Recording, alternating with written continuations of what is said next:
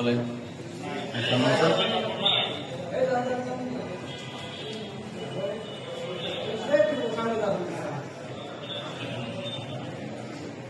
দাঁড়ান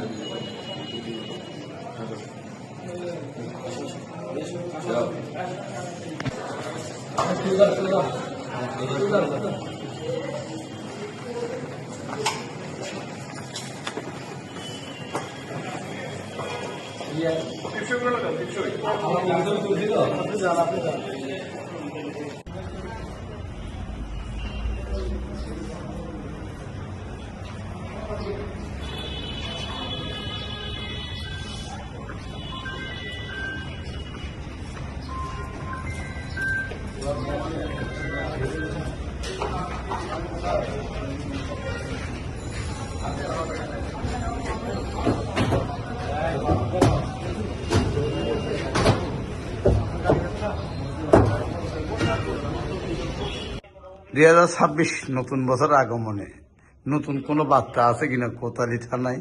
আমরা শুনতে পারলাম গতকালকে থেকে এ পর্যন্ত আপনি 25 জন আসামি গ্রেপ্তার করেছেন। কোন কোন মামলার এসব আসামিগুলো গ্রেপ্তার করেছেন? জি, আমি 26শে ডিসেম্বর কোতোয়ালি থানায় যোগদান করি।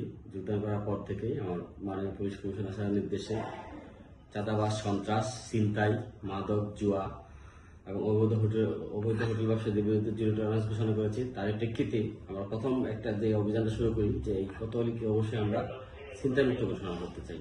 এখানে প্রচুর ছিনতাইয়ের ঘটনা ঘটে, সেই লক্ষ্যে আমরা একটা ছিনতাইকারী টিম আলাদা গঠন করি এবং আমাদের এই ছিনতাইকারী টিম প্রতিদিন 10, 12, 15, 20 জন করে ছিনতাইকারীকে গ্রেপ্তার করে আমরা বিজ্ঞান তদন্তকারী করেছি।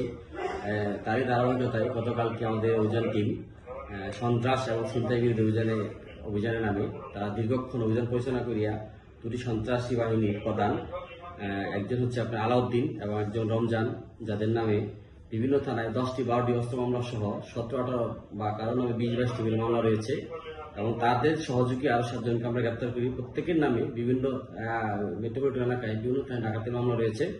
এই সন্ত্রাসী বাহিনীকে আমরা গ্রেপ্তার করার প্রেক্ষিতে এলাকার জনগণের মনে স্বস্তি ফিরে এসেছে। আমি আশা করতেছি যে এদের গ্রেপ্তারের প্রেক্ষিতে ছিনতাই কিছুটা কমে যাবে, কারণ এই শহরের ছিনতাইকারীর মেইন লিডার হচ্ছে তার 2 জন।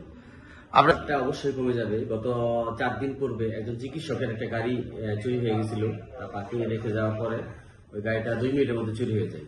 এই চক্রের যে মেইন ভূতা, এই 2 জনকে আমরা গ্রেপ্তার করেছি এবং তাদের হেফাজত থেকে এই চুরে যাওয়া গাড়িটাকে আমরা উদ্ধার করেছি এবং তাদের কাছে 2টা মাস্টার কি ছিল, যে মাস্টার কি দিয়ে যে কোনো গাড়ি তারা 30 সেকেন্ডের মধ্যে খুলে নিয়ে যেতে পারে। আমরা আশা করতেছি যে এই কোতোয়ালি থানাকে আমরা অপরাধ মুক্ত ইনশাল্লাহ রাখতে পারবো। আমরা তারই ধারাবাহিকতার প্রেক্ষিতে আমরা কাজ শুরু করেছি এবং আমরা কিছুটা সফলতা পাচ্ছি। আমরা বিজ্ঞ আদালত প্রেরণপূর্বক আমরা পুলিশ হেফাজত চাবো। পুলিশ হেফাজত চাইলে তাদেরকে জিজ্ঞাসাবাদ করলে অস্ত্র দরকার সম্ভব। থানায় যারা ছিনতাইকারী অপরাধ কিশোর গ্যাং আছে তাদেরকে আমরা বলতে চাই, আপনারা ভালো হয়ে যান, না এলাকা ছেড়ে দেন। আপনারা কোনো অপরাধ করে কোতোয়ালি থেকে পার পাবেন না।